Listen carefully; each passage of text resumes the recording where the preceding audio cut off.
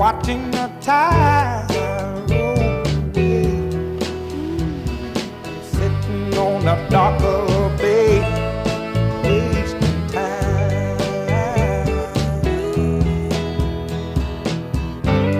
Look like nothing's gonna change, everything still remains the same. Pleasant good evening, ladies and gentlemen. Welcome to Maritime Matters. I am your host, Captain Glenn Bain. We got a loaded show tonight. My apologies for the delay, but we got to move on. Our hot topics for the night includes the bombing of HMBS Flamingo, of course. We're still in May, and we know what May brings. May brings to life the memory of that ill-fated event in the annals of our history, the most devastating loss of life this country has on record. 4 men killed, and they were not just men, they were Marines. Subsequent to that incident, as the years passed, we lost another 4. Marines that were on board the HMBS Flamingo when it was bombed, stricken, sunken by Cuban MiGs. Today among us, we have 11 that are still alive, still well. Some may be not so well, like most of us, but we can talk to them. We can hug them. So people, let's show some love whenever we see one of them. Let them feel the love coming from us, because what they went through, no other Bahamian in the history of this country has ever faced. Bar none. We will also discuss the very recent and hot topic: removing of shantytown homes via the Building Regulations Act. So we have an act in this country that I spoke about on many occasions that we can use to rid this country of shanty towns and any other illegal structure that was erected since that act was in play, and that must have been about 50, 60 years ago. So the Attorney General Ryan Pinder is saying that the Davis administration would demolish shantytown structures using the process outlined in the Building Regulation Act. Should I say Buildings Regulation Act? And this all came after the Supreme Court failed to deliver a favorable result to the government pertaining to those shanty towns in Abaco, when the government said you can go ahead and take down too. Because I don't think at that time the government even tried to utilize the laws on the books. You know, we got a lot of laws on the books that we don't enforce. So here it is now, we finally stumbled across an effective way to rid the country of these illegally erected structures. We need a timeline, dear Minister Wicks. Give us a timeline. Let's get it started. That's what I say. Let's get it started. We now realize that we have laws enacted whereby we can get rid of every single shanty town, every single illegally erected building in this country.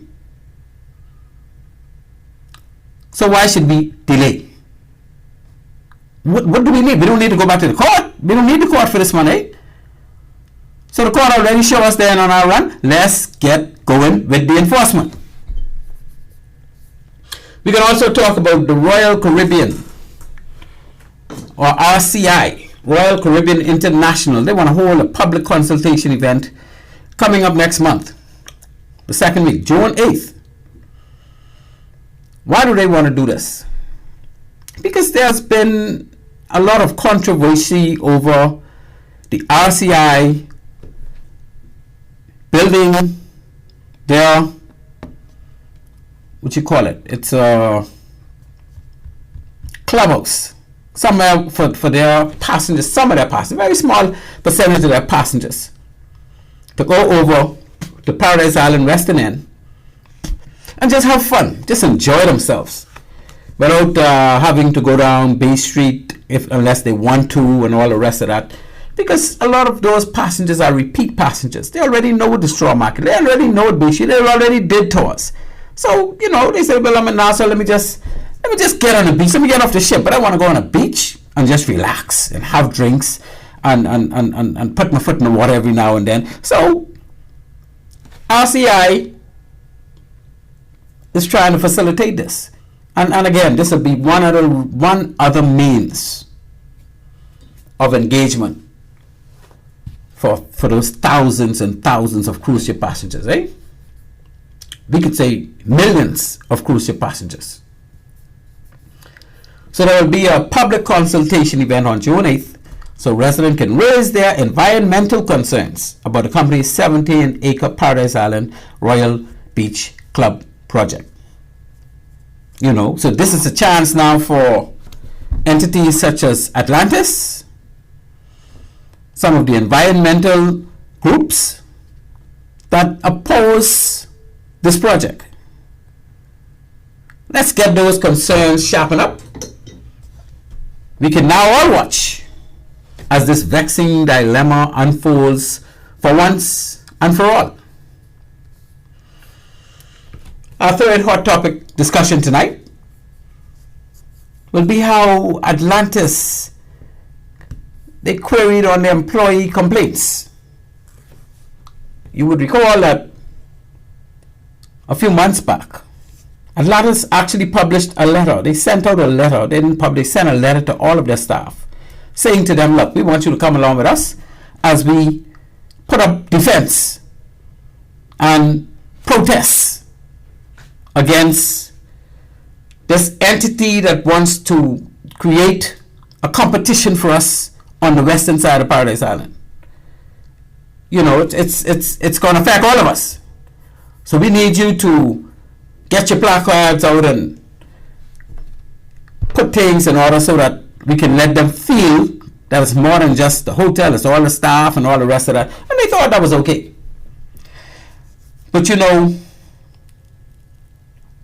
around the time when that happened, we had the labor union, the hotel labor union president, Mr. Wood. He objected and he asserted that if the top management from Atlantis want us to do this protest, then let them get placards and go out in front of us. Let us see them do it first. And then we will decide whether or not we want to do it. So the fact that the ministry or the government, the ministry responsible for labor is actually inquiring into this is no secret to us. I think they share an obligation because some of the staff feel like they remain pressured.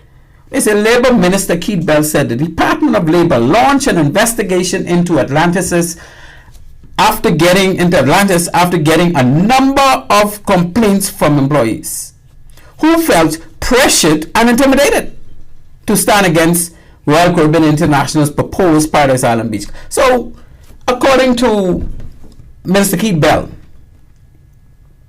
some of the staff came to the labor board and complained that they were feeling pressured and intimidated to go against or to not to do anything because Atlantis is telling them, you need to join us, we need to hear from you in this fight, in this big operation going on to the west here. That can impact all of us, that can impact our income, that can impact everything. So we want you to come along with us.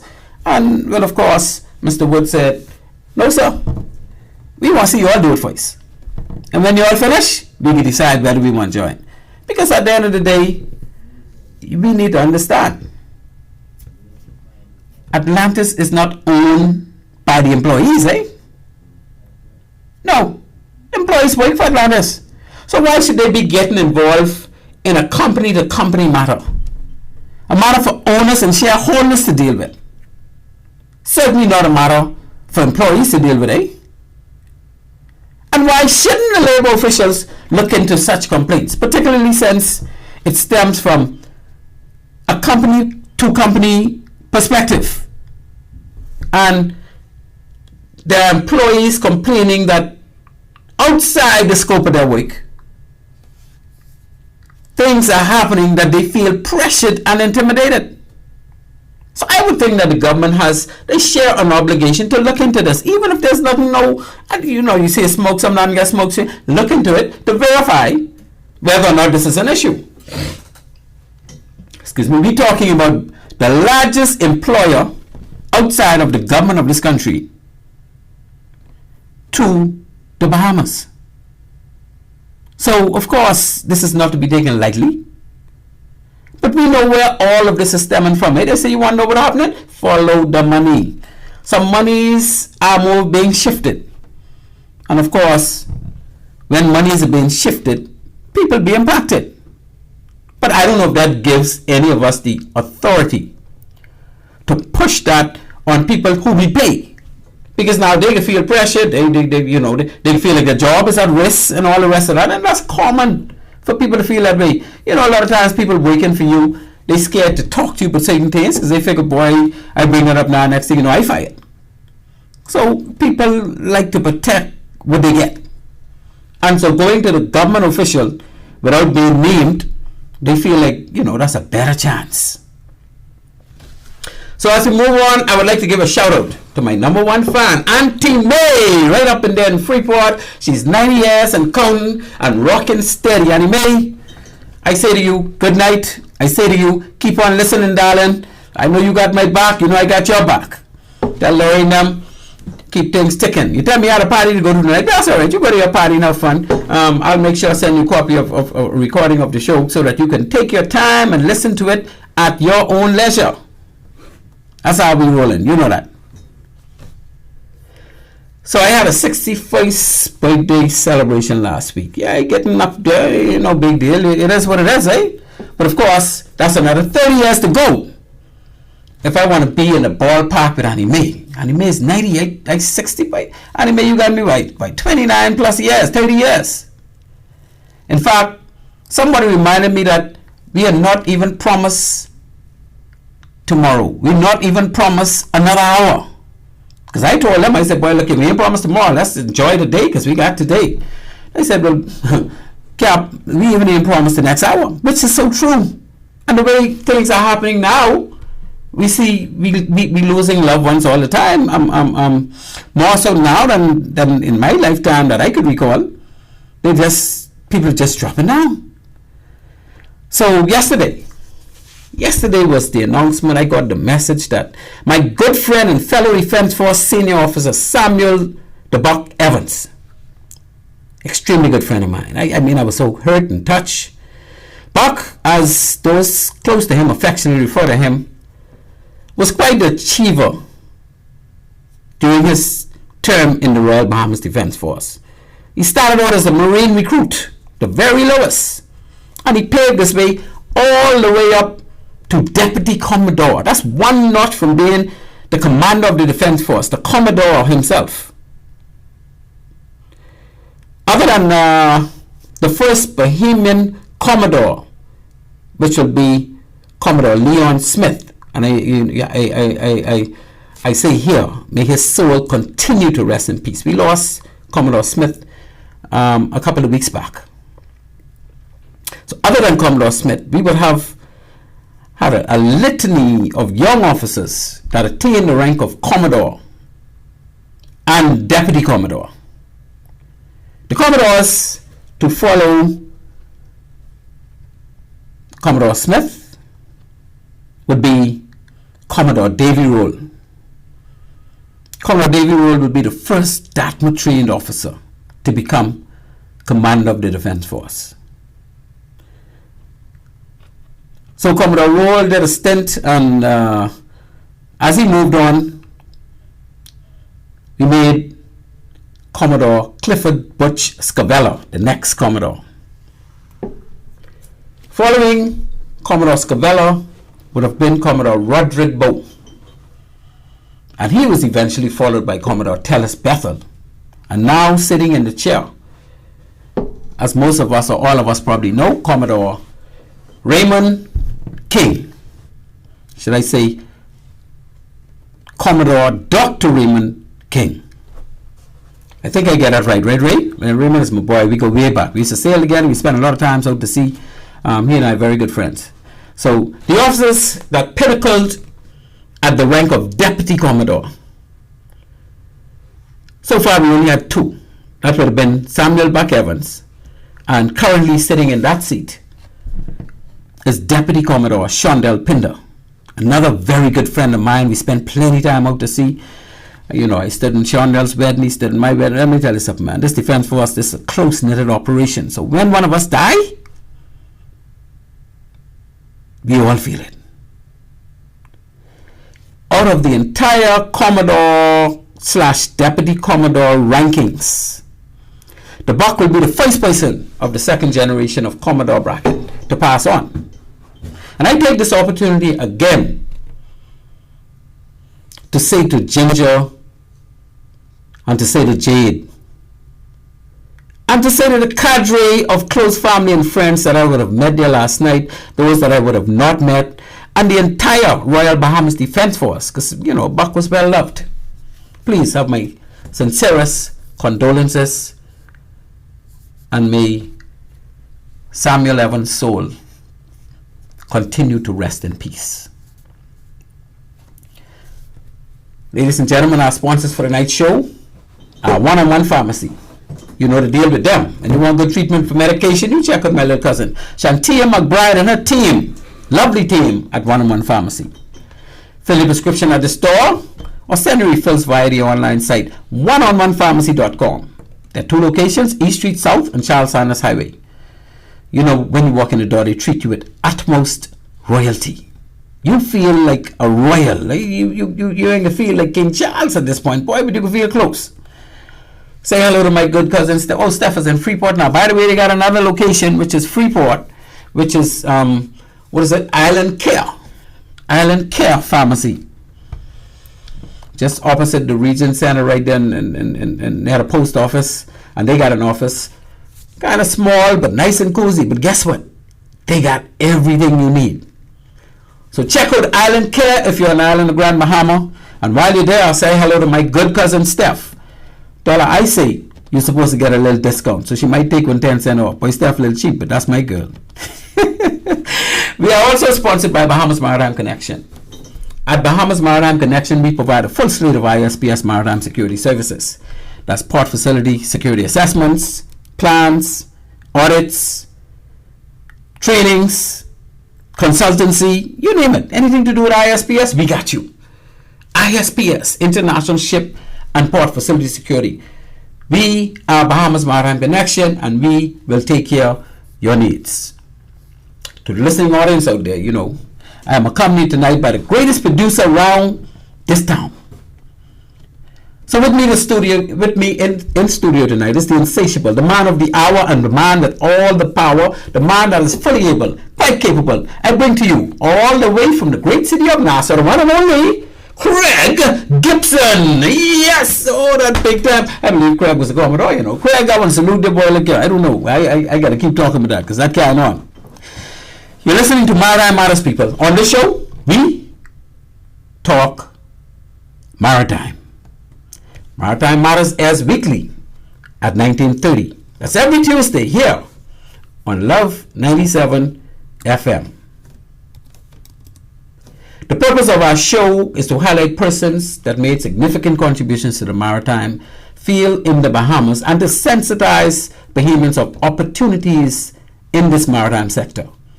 We also cover current maritime issues from a domestic perspective and from an international maritime feed perspective.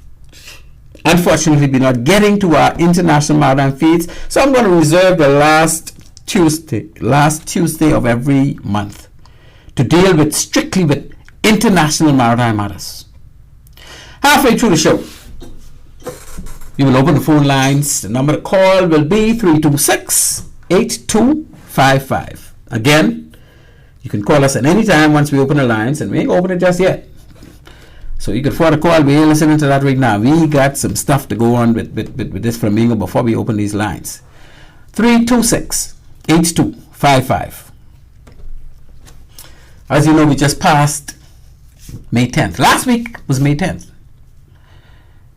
I was all bundled up doing some international training. I put on some training for a week.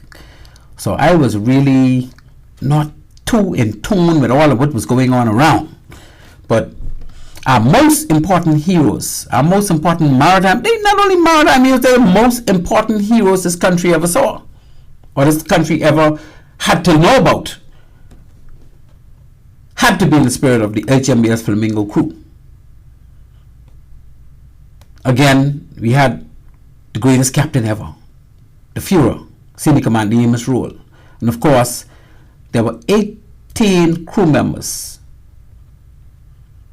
on that fatal voyage, in addition to the captain. So, as we are still within that month and still within that spirit of their 43rd anniversary, you know, in honor of them,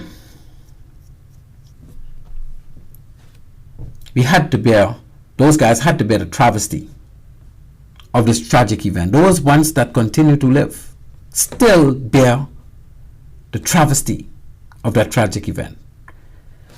So, again, here is a most eloquent poem by my good friend, Captain Godfrey Roll, who succinctly brought to picture the Flamingo, her voyage.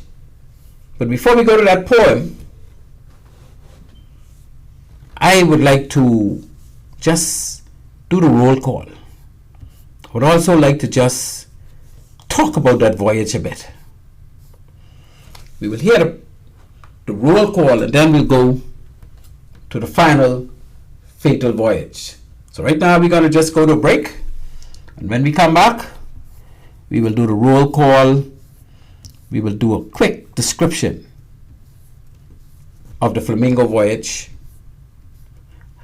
We'll hear that poem by the great Godfrey Gordon Roll, my good friend, Captain Godfrey Roll. Then we'll move into some of the details of that final voyage before we move into our local Maritime Matters. Thank you. At Bahamas Maritime Connection Limited, we offer first-class maritime security services throughout the Bahamas and the wider Caribbean. As experts in maritime security, we specialize in production of ISPS assessments and plans, verification audits, certified familiarization training, and port security consultancy, just to name a few. Our services also include provision of a security force to maintain all required ISPS facility security compliance. For all your maritime security needs, visit us today in Nassau at our East Street South location or in Freeport in the Kipling Building. Call us at 392-3515 or follow us on all social media platforms. Bahamas Maritime Connection, your leader in maritime security. Let's help you make the connection. At One-on-One Pharmacy, our friendly staff is ready to serve you. Visit us today for all your prescription and over-the-counter needs at our East Street South or Charles Saunders Highway locations. We're open Monday through Saturday from 8 a.m. to 8 p.m. and from 9 to 4 on Sundays. In a rush? Send your refill scripts online at oneononepharmacy.com or ask about our convenient pickup service. One-on-One Pharmacy, providing personal health care with people at heart.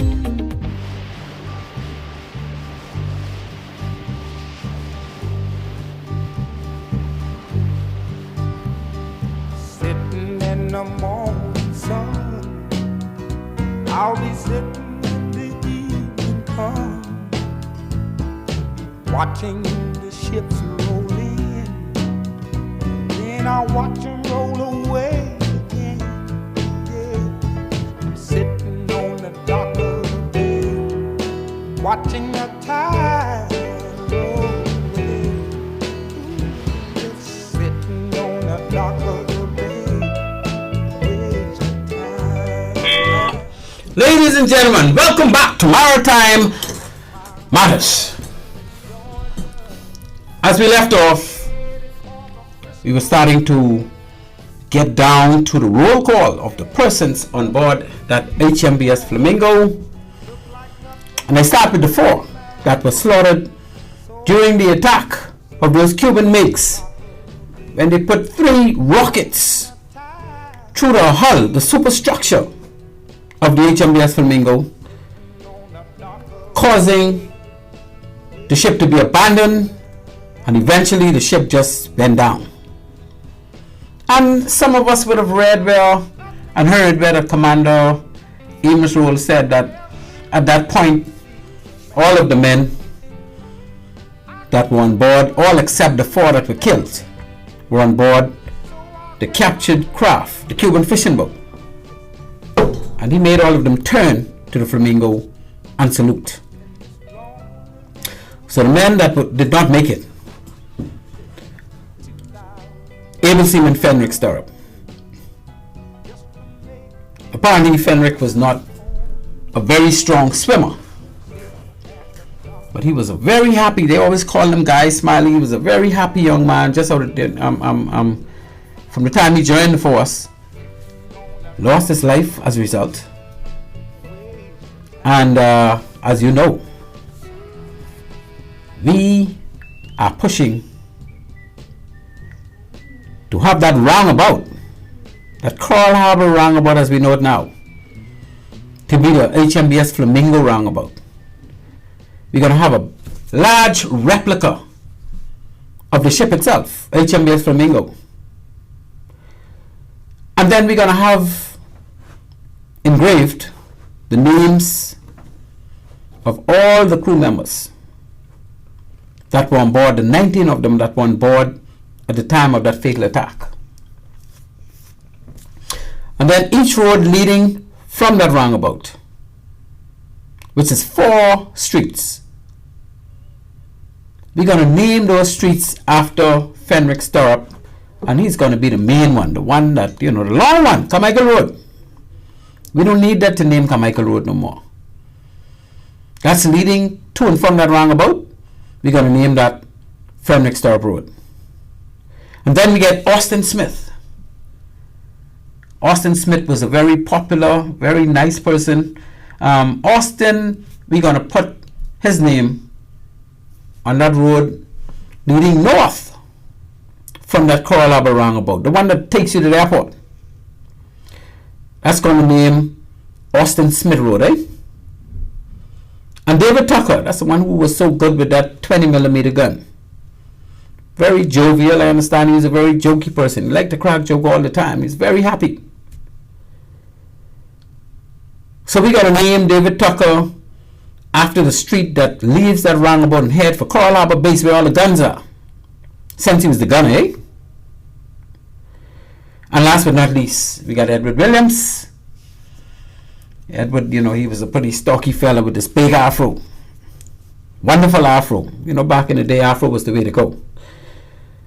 So Edward Williams, we're going to name the road that is leading to the west. Adelaide Road, as we call it now, leading to Adelaide Village and all the rest of that. Edward Williams Road will take you to Adelaide Village. Edward Williams Road will take you to Albany. Edward Williams Road will take you to Frank Watson Highway. Edward Williams Road will take you west from the roundabout and bring you back to that roundabout if you're out west. These gentlemen deserve this and more, ladies and gentlemen. What more would you say? Their families would have been awarded, based on articles in the newspaper and information on interviews that I would have done with people who was on that vessel, $100,000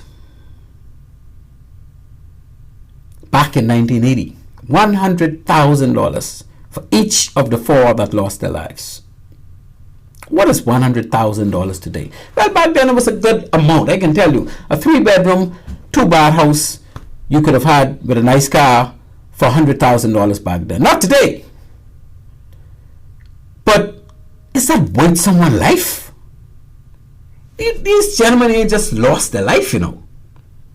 These gentlemen were stricken by a wartime aircraft. The Bahamas will never, ever, in my, well, not in our lifetime anyway, be in a position to be ready for war.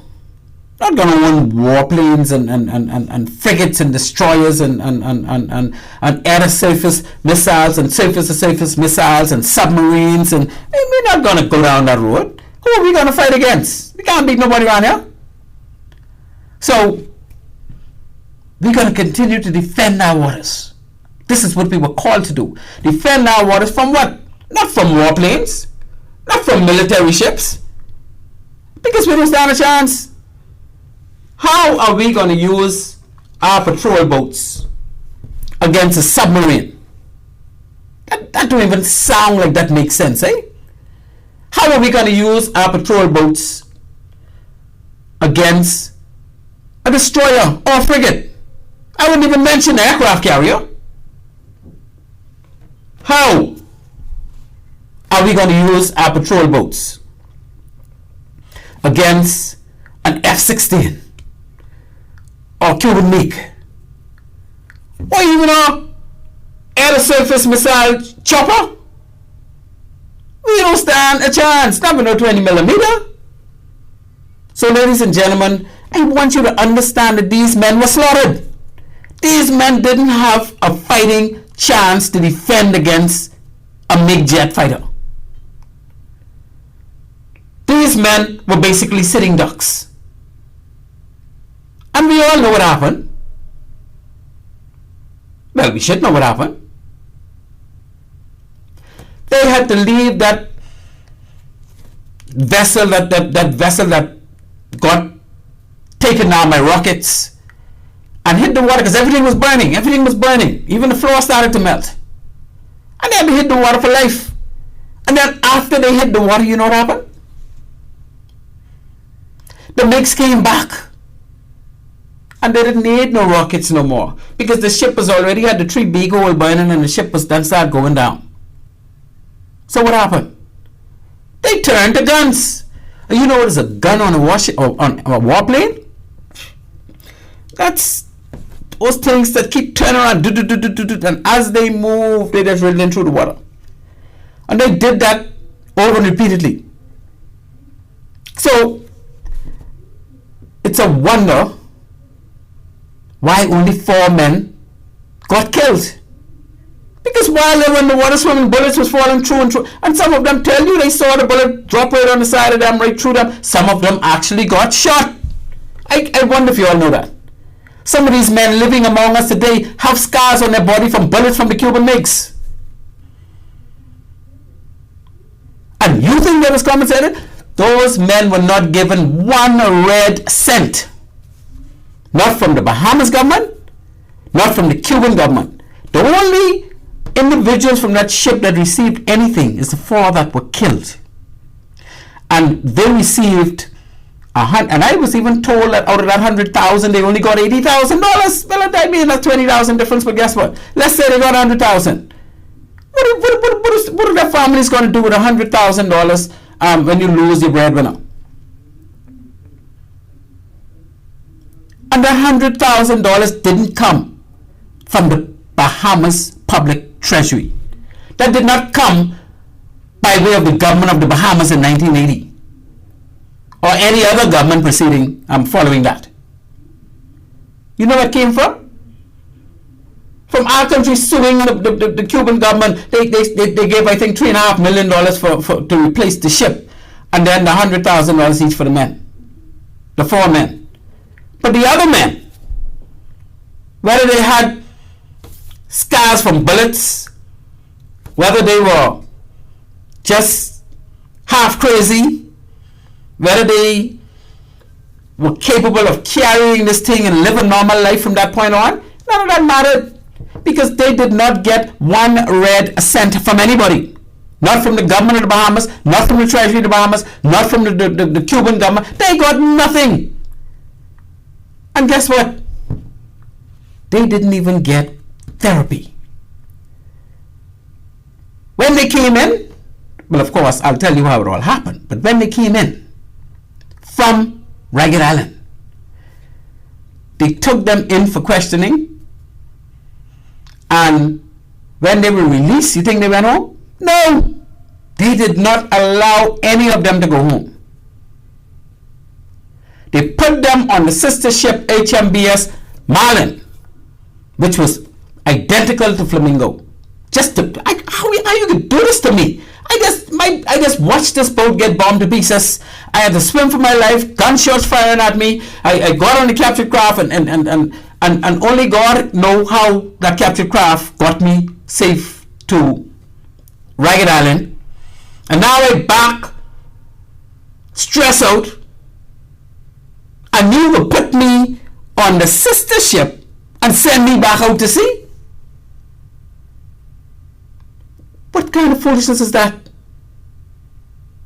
Ladies and gentlemen, I am not making this up. You can't make this up. That is what was done to those 19 men. Well, it became 19 minus 4. 15 men. Back out to sea. Not given one dime to this day. They had to live with that travesty. Some of them still living with that travesty. I talked to one of them last year. Still impacted. And then this is what, 40 plus years later. These men have all retired from the Defense Force. No, I don't think any of them. I think Captain Obi Neely probably was the last one to actually disconnect from the Defense Force proper, from reporting to work every day. And not one red cent. People, we got to do something about that. That's totally wrong in my book. I don't know how you all see it, but I see it as totally wrong. We got to take care of the family of those 4 men and take care of them in an appreciable way. An appreciable way. Because they made sacrifices that, I mean, I wouldn't say they made a sacrifice, because they were just put in a situation where it was, hopefully I will not be killed. I don't have a chance. I don't think you have any other Bahamian who could tell you, well, they could tell you whatever they want, but who have actually gone through a situation where they are at work, doing their job, and they don't know whether they're going to live or die because they were being attacked. It just don't happen. So, subsequent to that incident, we had 4 men. Wilfred Sands, call him Cool Breeze. Oscar Miller, we call him Dusty. Leopold Kirby, we call him Leo. And of course, Amos Roll, we refer to him as, we had 2 names, the Führer and Famous Amos. The 4 of them subsequently passed on. In that order: Wilfred Sands, Oscar Miller, Leopold Kirby, Amos Roll. May their souls continue to rest in peace.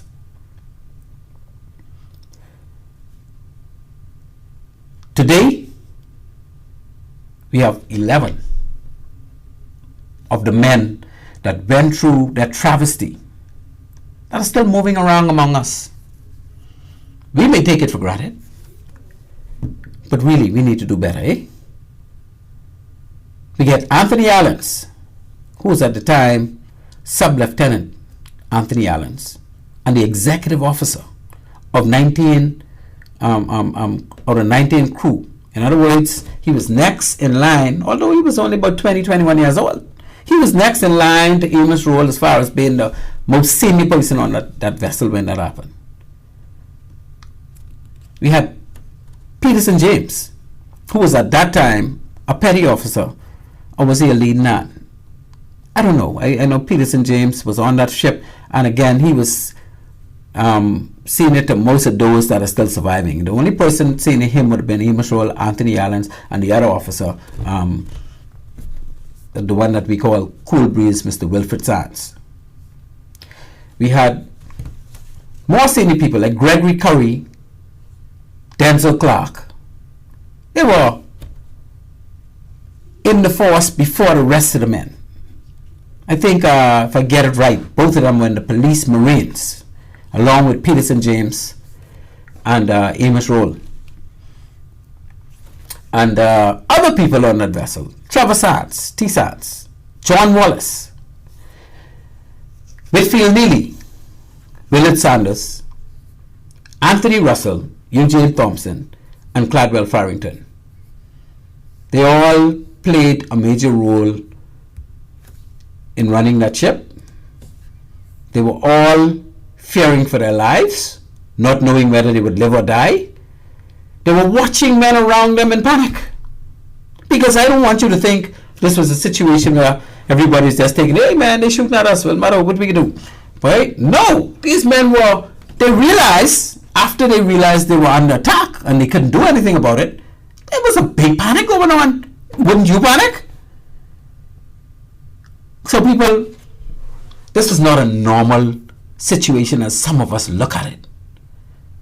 This is a deep, wrenching, self-aggravating situation that the normal man will never go through. Only 19 men from the time this country was a country have gone through this. 4 of them died on impact. 4 of them died since impact. And 15 of them still living among us. What are we going to do about it? You know, our government recognized these men. Last year, it was promised by the Deputy Prime Minister, and I was there, so I remember very clearly, that something big is going to happen to them on the 50th anniversary. This year is the year when they're going to be happy. You know, some of these men, they refuse to come out to that ceremony when they want to honor them every year, simply because they felt like they were being made a mockery. And they feel like that too. You every time this date come around, you want to do things, but when this date come and go, you check in like I ain't never been through nothing, like I don't exist. But no man, I get tired of that myself. In a few years from now, I'll put a mark on it. Okay, all I'm over 50, let's say 50 years from now, all I'm dead. There's nothing this country would be able to do for them. 8 of them already gone. Nothing was done for 4 that lived. Okay, so the Cubans did something for the 4 that didn't live. But this country has done nothing for any of the 19. Are we happy with that? No, I say I am not. And I am not going to let it rest, Mr. Government, whichever administration is in now and forever, until these people are properly compensated, their families are properly compensated. I am not happy. So, ladies and gentlemen, that's where we are with that. How, you know, the keel of the Marlin and the Flamingo were laid side by side during the year 1977. So in 1977, the keel is the very bottom of where the ship sits on. If you take it out of the water and put it on dry dock, whatever it sit on, that's the keel. The keel was laid in 1977. The ships were delivered. In other words, they were all finished and passed over to the government of the Bahamas during May of 1978. So it took about a year or so to have those 2 vessels completed. The selected crew were a combination of veteran police Marines and a few good men that formed the genesis of what we know now as the Royal Bahamas Defence Force. Ship wake-up sessions were undertaken in the waters of England. What is the ship wake-up? The crew went over, they took the vessel sailing, and they tested everything on the vessel. They tested all the life raft, all the life jackets. They tested the guns. They tested the engines, the generators, the air conditions. They made sure the ship, everything was working on board, eh? Before they left, the company had built it by the name of Vosper Thornycroft. That was part of the arrangement. Before we take delivery, we want to check this out to make sure everything okay. That's normal, standard practice. So the wake-up sessions were done prior to engaging the ensuing maiden voyage from England to the Bahamas. So these were only 2 ships where we actually sailed to the Bahamas after they were delivered. All the others we had brought over by what they call heavy lift ships, eh? And they would then release them someplace off Clifton Pier into the water, and the crew would go there and join the ships, get them started up and bring them in. That's how we normally do it. So about 2 years following delivery, remember now they were delivered during May of 1978. And May of 1980, 2 years later, the Flamingo was destroyed by the Cuban MiG fighter jets, approximately 2 miles off Key Santo Domingo on the southern tip of the Columbus Bank. So we got a couple of banks in the. We got the Great Bahama Bank, the Little Bahama Bank, and then we got something called the Columbus Banks. Now the Columbus Banks really stem southeast from Ragged Island. They got Cape Verde really up on the northeastern section, and at the extreme southerly, most southerly, which is southwesterly point, is a key, a rock, an island, eh? And we call that, what's the name again? See, not leaving me. Anyway, that Key Santo Domingo is it? Yeah, that's Key Santo Domingo, which is at the very southwest in the Columbus Bay. So that's like the most, no, it's not the most southern point of the Bahamas, because we got Inagua, which is further south.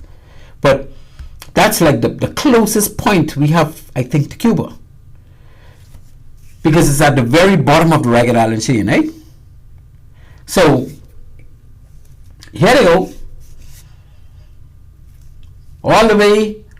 They stopped in Ragged Island and went down to Key Santo Domingo, and during the bombing, 4 of the 19 crewmen were killed. Some of the survivors were also scarred and grazed by missiles and bullets from the gunshot firing as they scrambled to survive the swim from the sinking Flamingo to the rested Cuban fishing vessel. See, what happened back then is they had, it was 2 Cuban fishing vessels that they came across. And I don't know what would happen on the show, because I got to take my time and do this. This is me. This is Flamingo man. Eh? Those other things, I might graze over them, but we got to do this first.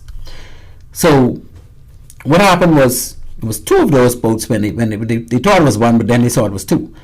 So one of them they basically had to fire upon to stop. They would just keep going. They wasn't stopping. They wasn't checking for us. So we always went stopping. We got our fish. We getting home, and they had to dismantle the engine with gunfire. So that one could no longer move on her own steam because the engine was obviously dismantled.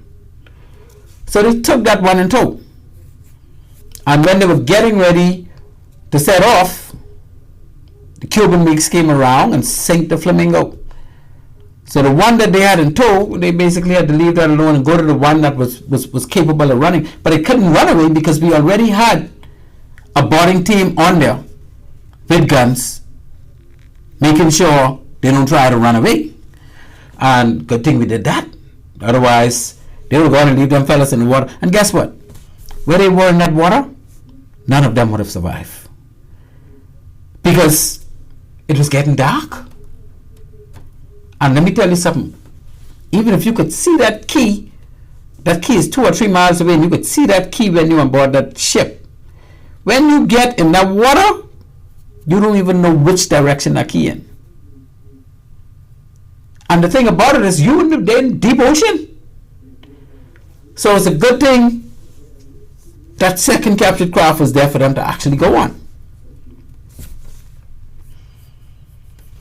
So they got to the captured craft. All of the crew and prisoners were then taken aboard the operational fishing boat, as the other fishing boat, which is now dismantled, was abandoned in the process. So most likely it sank, eh? Because one thing with those boats is nobody there to keep the bilge pumping and do this, so they can sink. So under the cover of darkness, the fishing boat with all the personnel on board, in darkened ship mode, navigated its way from the Key Santo Domingo area to the southern coast of Ragged Island. So about 2 hours and 6 miles north of Key Santo Domingo. So they started to move, and about 2 hours later, while they were en route to Ragged Island, they looked back at Key Santo Domingo. Well, they had to look back because there was a barrage of star shells. You know what star shells are? Some things that light up the night, make it look like day. And this lit up Key Santo Domingo and the surrounding area. Why do you think they did that? Because they was looking for that fishing boat. So fortunately, due to the vigilance of Commander Amos Roll and the intuition of Dusty Miller, they were all well away from that vicinity. Now, what Dusty Miller did? Well, first of all, Commander Roll told them, all lights out, darken ship. We didn't want no lights on this boat because he knew under the cover of darkness it'll be very difficult to find a small fishing boat. I don't care what kind of radar they had on them planes and whatnot. It's very difficult in the grand scheme of things to find a small fishing boat in the night if it's darkened ship. So that's what the great commander did. And when they all got on board that fishing boat, as I was told by some of the crew, the fishing boat couldn't steer. So it was designed that they're going to be sitting ducks. The fishing boat couldn't steer. Why couldn't it steer? Because the engineer on board actually removed a part from the steering gear and dropped it in the bilge. You know what the bilge is? I mean, the bilge is that bottom section of the ship that people don't normally see because you got your floorboards over it, and bilge is normally stinky, and because all the oil and water would draining from the machinery and anything going down into the hull goes in the bilge. So that was in the bilge, and when Dusty Miller realized what the problem was with that steering, he knew what he had to find. He knew that part had to been somewhere there, but it wasn't nowhere near. He had to actually dig in the bilge and find it. And so Dusty wasn't on that captured craft with the crew. They would have been right there, unable to steer. And if you can't steer, you can't go nowhere. So what would happen? When those Cuban MiGs came back to that position where they left them, they would have still been there. And you know what? The Flamingo was already underwater. That Cuban fishing vessel that they were all on, that would have been a target. They would have seen that. They would have seen that and make sure nobody lived to tell the tale. So what you think we would have known today? The only thing we would have known is the Flamingo gone missing. Because those couple fishermen on that boat, well, you think they was checking for them? In the grand scheme of things, if they could just wash this under and nobody know about it? Because you got to remember now, when they came, they just flew over. They were in communication with the fishermen. Somebody was in communication with them. And somebody sent those MiGs to sing the Flamingo after the fishing boats were caught. The communication from the fishing boat would have caused those MiGs to come out there and sing the Flamingo. The communication to shoot at the fellas in the water may have been, look, just fire a couple bullets at them, don't kill them, because I could guarantee you if they wanted to kill them all of them would have been dead when they was doing that. Because those warplanes are not, they MiGs, they're nothing to play with. They're very precise, and they would have made sure every single one of them was dead in the water. But it didn't happen. Because they were not thinking that far ahead, and the instruction didn't come for them to go back and destroy that vessel until maybe the message got to somebody that can make that decision, go back and sink the fishing boat. And by the time that order came, due to the intuition of Dusty and Amos, They couldn't find the fishing boat. They was looking for it relentlessly. They couldn't find the fishing boat. And what happened after that? They went and eventually made it. They got to Ragged Island like 1:30 the next morning. That's a Sunday morning, Mother's Day. They got to Ragged Island. And when they got to Ragged Island, there were two people on that vessel from Ragged Island. There was John Wallace and there was Leo Kirby. So they know where they are.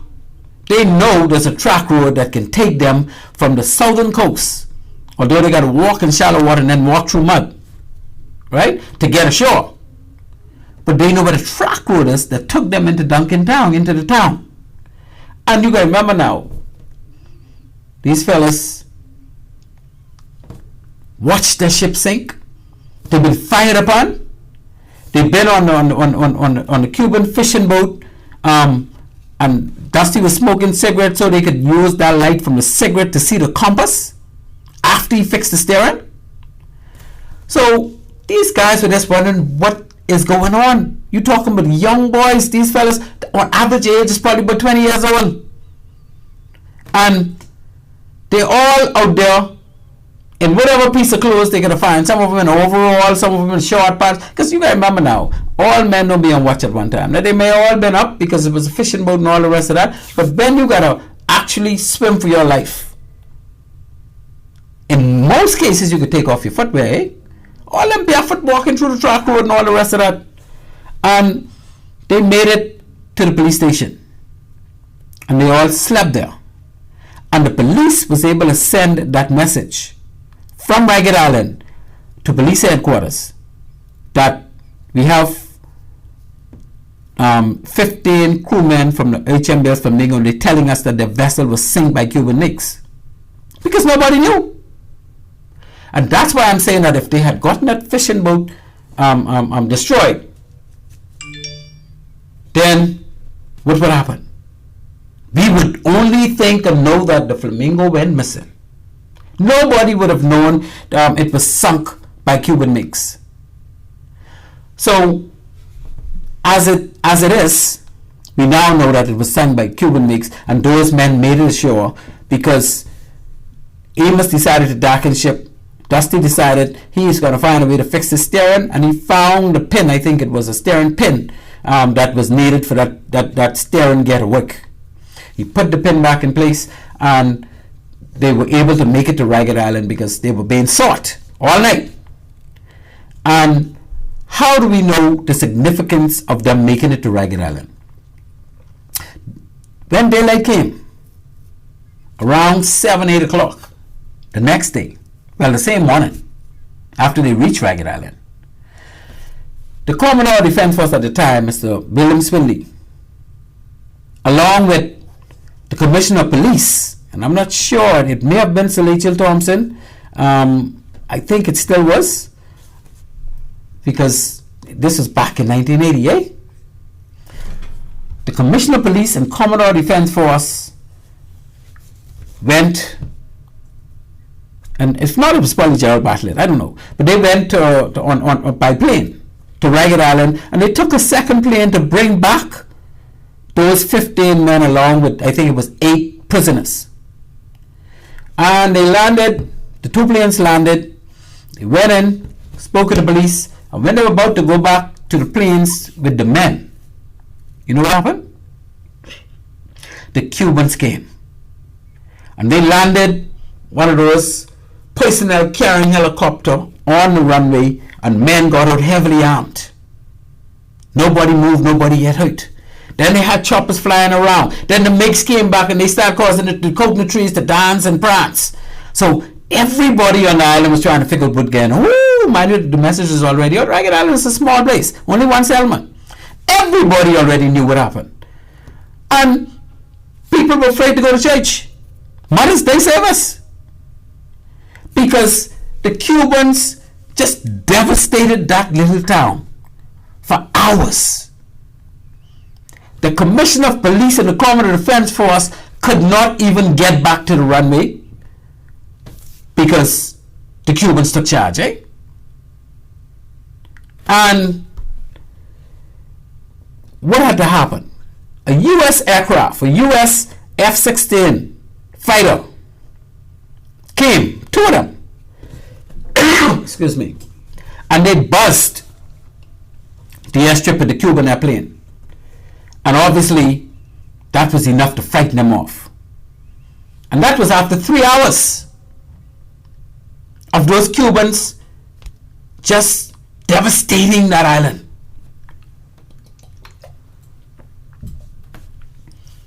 So here we're not talking about no little jokey operation going on where they sing the Flamingo and the fellas them came home and they put them back out. No, these fellas lived through all of this. And then, after that, they were able to get on board those aircraft, and the prisoners and the all the Marines, including Amos Roll, and they all came back home. And like I told you, instead of putting them into therapy and allowing them to go home, they were given absolutely no therapy, and they were all put on board the Marlin and sent back out to sea. And that is what these guys experienced. And they, up to this point, have not gotten any kind of compensation. Nothing. So, let's hear what my good friend, Captain Godfrey Gordon Roll, he put something together in honor of that incident. And we're now going to listen to Captain Godfrey Roll in a poem that was so nicely put together. For love of country, Flamingo's last voyage. The sun is shining, oh what a lovely day, as the balmy breezes over the waters do play. HMBS Flamingo and crew are now eager to sail. We have our duties to perform, and we shall not fail. There are arms and victuals and water enough. Our good ship is ready, be the seas calm or rough. So away from Coral Harbor we did slip. Ah, no one knew we'd be seeing the last of our ship. Throttles are engaged, engines put in gear. We have a long way to go, let's get out of here. Flamingo has been assigned a southern patrol, sailing under the command of Commander Amos Roll. See the young crew members all lining the deck. The rolling seas have such a soothing effect. Oh, brave young man, do you not know what evil winds your way doth blow? An anchorage is sought for the night at Green Key, for the wind have come up, the ship must seek lee. Some crew members tell tales to pass away the time, while others on deck cast out fishing lines. Morning has come and anchor is weighed. The first lieutenant's orders have been swiftly obeyed. Flamingo once again turns her bow to the south, as a course is laid on for Blossom Channel's mouth. The ship is abuzz and spirits are high. We all feel as one with the ocean and sky. Through the channel we go, down the ragged island chain, through gin-clear waters. What an ethereal scene. Now a few days have passed, lazy and slow. Flamingo for fuel to Inago must go. Refueled, she's again ready to hit the banks. There's great anticipation from men of all ranks. Today, this will be our lucky day. An arrest, no doubt, will come our way. Lookouts are stationed all around the ship, while the raider man watches for that elusive blip. We're again off Ragged Island, combing the banks. We love our jobs and need no special thanks. To serve our country is all that we ask. Brave young Bahamian men, fully committed to a task. This day is Sunday, the 10th of May. Oh, gloomy, dreadful, fateful day. Would to God you could forever be wiped away. Weary is my soul from the weights upon it lay.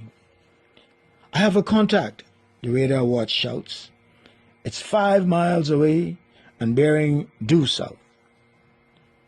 The skipper is summoned out of his cabin, while Flamingo leaps ahead as more power is given.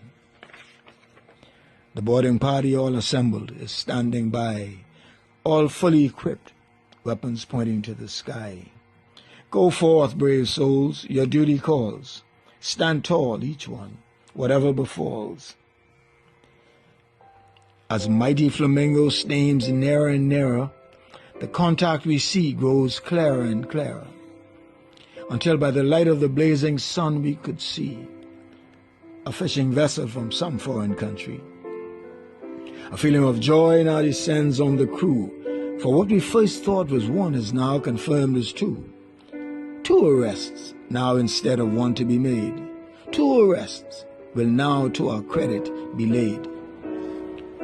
Both vessels are now fully in our possession. We've only to wait for the crew's confession. All in all, it has been a productive day, and very soon we'll begin again to be underway. Hark there, fellow Marines, from whence comes that sound that seems to permeate the air all around? Wait, look over yonder, look to the sky. Are they not military aircraft that pass us by? Look again, my mates, they are coming around, flying low over the waters with a thunderous sound. Can someone tell what is the meaning of this? Will fear now overtake our early bliss? O brave young men, strong Bahamian sons, your time has come to face hostile guns. This day will be recorded in our Defense Force story as the day young Bahamian sailors achieved eternal glory. Captain, my captain, we are now under attack. Those aircraft which first passed have now come back. See the bullets now piercing Flamingo's sleek side. What shall we do? There's no place to hide. The crew is assembled and Coral Harbor Base is now told of these tragic events as they continue to unfold. Alas, we must now abandon our ship, and soon under the waves she began to slip. Captain, look over there. They're now shooting in the water. Surely they intend our young men to slaughter. I hear even now a sailor's pitiful cry. Oh Lord, I'm hit. Please don't let me die. The aircrafts at last have gone away, leaving strong young men in shock and dismay. And as some semblance of order is brought to the scene, we cannot account for 4 brave young Marines. Austin Smith, Fenwick Stirrup, Edward Williams, and David Tucker. Wherever you may be, may your soul find sweet succor. You've served your shipmates and country for many long years, and many will be the days of your memories with tears. O Bahamian mothers, on this Mother's Day, I pray that God wipes your tears away. Your sons have gone down into the deep, but our God in heaven their souls will keep. And now in their honor, young Bahamians strong and free step forth with pride to save their country. So to the survivors of Flamingo and to those heroes who died, a grateful nation gives it thanks and pray God be your guide.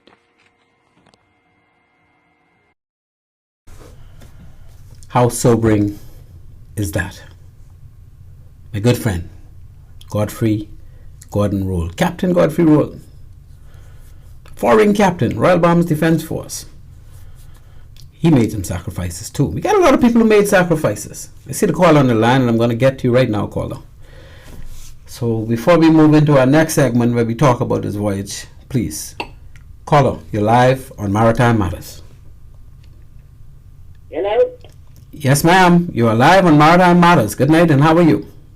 Oh, yes, good night. I give thanks to the Almighty God through Jesus Christ of Nazareth, enveloping us in the Holy Spirit. I mean, that's an excellent poem what Captain Godfrey wrote. Thank you so much. Expected because that's our retired Commissioner John Roll and Charles Roll, I think, brother.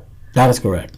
This is Bernie Johnson, the original. Yes, Miss Johnson. Well, I know you ain't gonna let me down. Salutations out to King Charles III with his divine, revered service of the defender of the faith and his dear wife, Queen Consort Camilla. They do not understand that those recognition is a specialized position. Okay, this is nothing about no regular knave and knight. Okay, this is the holy sepulchre of Jerusalem as a defender, but I didn't call for that, but I only needed to clarify that, okay, because when the wheat and the tare grow together, and the harvesting is, you now know who believes in a risen Lord and Savior Jesus Christ of Nazareth and who do not. They revere saying that hell is not real, and they are the practitioners of the lost Bible, books of the Bible. Now, reference to this, it is so, touching. That is one of the reasons why I said our three prime ministers must and shall come together with God's leaders. Leader number one, I referenced my mortal boss, former Prime Minister Hubert Alexander Ingram. He shall have access to this information because I keep telling them, and I spoke with the lawyer, the female version, February 11th at F&M headquarters. And I told her that they have files on her because the international correspondents wanted to know about these things. Okay, because the monies are still accessible with partnering with the United States of America 100%. And on every talk show, I told them to partner with the United States of America 100%. Because not only here with our defense force officers, we have people who are being denied because you have individuals who are under deadly coercion. I said, Lord, I hope that you, Mr. Baines, Captain Baines, is not under deadly coercion, because it is real. Up at National Insurance on the legal floor, I left messages, and I have the evidence to share with my mortal boss and the two prime ministers from one law partner firm. Okay, we will have a resolve on this matter because we can have access to all information along with Minister Wayne Monroe, because he is the best national security minister. I'd like to thank you for that. I'd like to thank you for that effort. I just wanted to comfort yes, ma'am. Men who are out there because they intentionally went to murder them, to take them out completely. That is exactly the case, ma'am. That is my investigative opinion, because they would have been zero, not a hero. Thank you so much for that, Ms. Johnson. I'm going to since I only got 2 minutes left. But I only want you to know that when we deal with the national insurance, all of this shall be resolved. And the female, because I told her she will need her husband, who was a part of the legal team, and Hubert Alexander Ingram, and I named three others, the late Peter Galanis, who was a financial guru. Okay, this shall be resolved, and I want all people to be comforted in a risen Lord and Savior Jesus Christ of Nazareth. Amen. That's what they want to get rid of the king as sovereign head for, because they are anti-Jesus Christ, God, and the Holy Spirit. Amen, Ms. Johnson. God bless this wonderful Commonwealth. And thank you so much for your contribution as always. There you go. Thank you, Ms. Johnson, so much. Take care of yourself now. All right. Yes, Ms. Veronique Johnson. We got another caller on the line, and let me just see what the caller is saying to us. Good night, caller. You have reached Maritime Matters, and how are you? Good evening, Captain Bain. Hey, Captain Bain. Go right ahead, my friend. We down to 3 minutes, but you is my boy. You go for yourself. Yeah.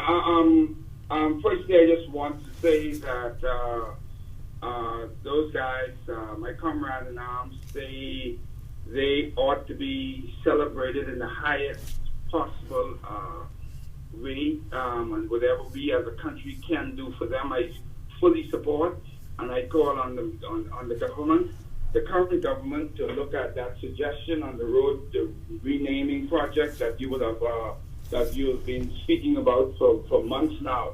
But I just want to quickly speak to another issue. It's about, it's related to the shantytown, but I don't know if you would have seen a couple of days ago, there was a video going around about the circumstances in Haiti at the moment, which are kind of dire and grim.